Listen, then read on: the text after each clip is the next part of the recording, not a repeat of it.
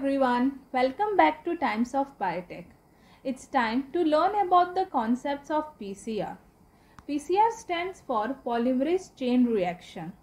To explain the entire process, we can break this term into two: polymerase and chain reaction.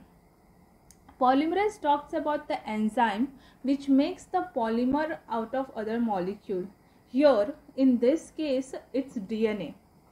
While the chain reaction is the type of chemical reaction which progress in an exponential way. For example, if we consider a single molecule and it makes two molecules during the first reaction, in the next reaction we'll get four molecules. This innovative technique was developed by Kary Mullis in 1980s, for which he received a Nobel Prize in 1993 in chemistry. To begin with, first we have to add a different constituents of the PCR in a reaction tube. The one such component is the target DNA. The target DNA could be a cDNA or a strand of a DNA consisting of the gene of interest. Next one is the primer. The primer is a short single-stranded DNA sequence. It's used because the DNA polymerase can't polymerize without the help of pre-existing 3' OH group. Thus, this primer provides this 3' OH group and for the initiation of polymerization. Here we make use of 18 to 30 nucleotide long sequence complementary to flanking region of DNA. Next one is the D-antipase. D-antipase, the 4 nucleotides A, T, C, G act as a building block for the new strands of DNA. Next one is the DNA polymerase, which is used for polymerization and ultimately synthesis of complementary strand. Here we make use of Taq DNA polymerase or PFU DNA polymerase. Taq DNA polymerase is isolated from Thermus Equatis, whereas PFU DNA polymerase is isolated from the Pyrococcus furiosus. We make use of this polymerase because they can withstand the high temperature as high as 100 degrees Celsius, but the polymerization is performed at optimum temperature of 72 degrees Celsius. Last but not the least is the buffer and MgCl2. MgCl2 is essential because it is a cofactor to enhance the polymerization activity of the Taq polymerase. Once all the constituents have been added to the reaction mixture, this reaction tube is subjected to thermocycler, and thus the process of a PCR polymerization begins. The first step of the PCR is the denaturation. Here, the double-stranded DNA is subjected to the high temperature of 90 degrees Celsius so that the hydrogen bonds will melt. These hydrogen bonds melt since they cannot withstand the temperature higher than 80 degrees Celsius. Once this the DNA have denatured into two single-stranded DNA, the next steps comes into the picture, the hybridization step. In this step, the primers comes and binds to the flanking region of the DNA. This single-stranded DNA binds to the primer as we have lowered the temperature to 40 to 70 degrees Celsius. This being annealing temperature, it gives a chance to bind the primer.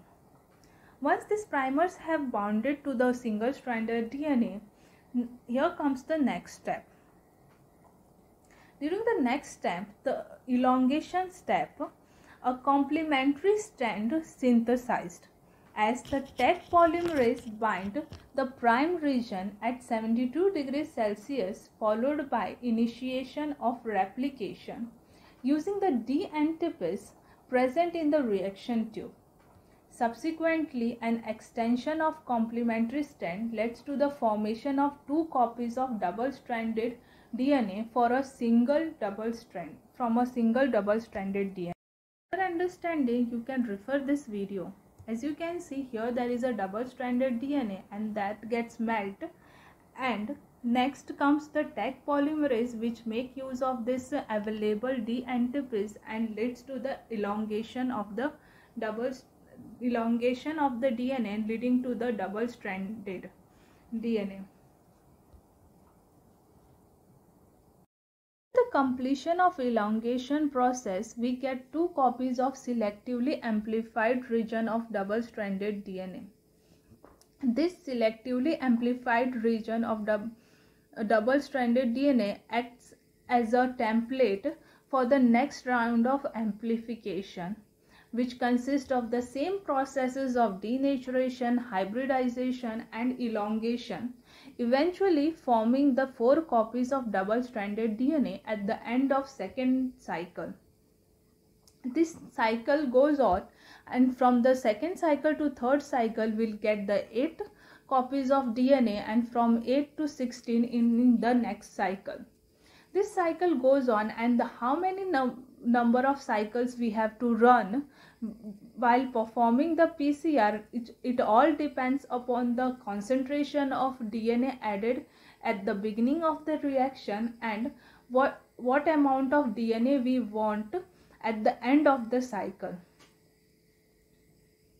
About the PCR, its constituents and how does it works. But there are certain steps which we have to take care while performing the PCR. If we don't take care of all these things, then we might end up getting a smear or no band on the gel electrophoresis, thus suggesting the inappropriate amplification. So the first step for this is the concentration of reaction mixture. We have to be very sure that we have added the exact amount of the reaction constituents and we have added all the constituents. That's because if we end up adding a higher concentration or even a lower concentration, we might not get the results of our interest. For instance, a buffer should contain an exact amount of MgCl2, that is approximately 1.5 millimoles. The fluctuation can cause the accumulation of non-specific amplification product. You can see this non-specific band over here. So this could be a reason of a higher MgCl2. And for instance, if we are adding the less, then it might reduce the PCR product and we might end up getting the light bands. Another thing which we have to take care is the primer selection. For instance, if we have selected a primer, the forward and the reverse primer having the complementary strands, then we might end up getting the primer dimer or the hairpin structure. Both this secondary structure won't lead to the amplification. Another thing we have to take into consideration is the GC percentage. GC-rich PCR products are difficult to amplify. Thus, this could be the second criteria. Well, another thing is the temperature, annealing temperature or the denaturation temperature. If the annealing temperature was too low, that in that case there will be the non-specific binding to the template. The thumb rule is to use an annealing temperature that is 5 degrees lower than the TM of the primer. Whereas if the denaturation temperature is too high, it will lead to the degradation of DNA. But it is low, then in that case there will be the incomplete denaturation. Next one is the duration of each process. Same way, if we are giving a prolonged duration for the denaturation, then it will lead to the degradation, whereas if we are providing a less time for the denaturation, then it will lead to the incomplete denaturation. Thus the it will affect the amplification process. Similarly, we have to even take care of the number of the cycles. As I said previously, the number of cycles depends upon the concentration of DNA added at the beginning of the process and what concentration of DNA we want as a PCR product. So we have to determine it. If we have not determined and we are letting to repeat the cycle for too many times, then it will lead to the excessive non-specific amplification and error. The ideal number of cycles are 20 to 35 cycles. In between that, you have to choose what will be ideal for your process. The PCR has numerous applications in many fields of science or other applications. For example, under forensic science, we have one highly rated technique known as DNA fingerprinting. DNA fingerprinting is a chemical test that shows the genetic makeup of a person or other living things. It's used as a evidence in court to identify the bodies, track down the blood relatives, and to look for cures for diseases. Well, one of the most important part of the DNA fingerprinting is the PCR. Another thing is the medical microbiology.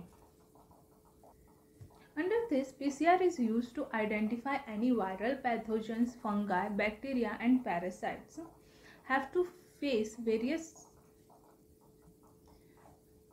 constraints. That's because the conventional method is time consuming, expensive, and even some pathogens present in the environment might not even get cultured. But with PCR, the identification of this pathogen is relatively easy, accurate and efficient. For instance, we can talk about the COVID-19. For the identification of COVID-19, we are making use of the PCR based test. In this test, we identify some regions of COVID-19. Those could be the ORF8N gene, RDRP genes, or N2N-E genes. Presence of these particular sequences or the genes into the sample of a patient reveals that the patient has COVID-19. Next could be the biotechnology. In biotechnology, it is used for the various applications of molecular biology, mutagenesis analysis and genotyping, and for instance PCR cloning. In this approach of PCR cloning, the gene of interest and vector is amplified and ligated without restriction ligation enzyme.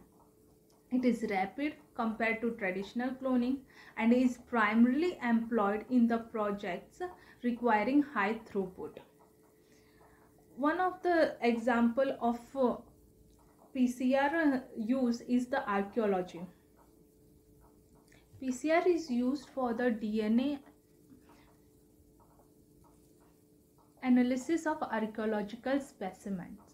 Even it can also be used for species specific amplification. Its application, how does it work, its constituents. If you have liked this video, please hit the like button and subscribe this channel.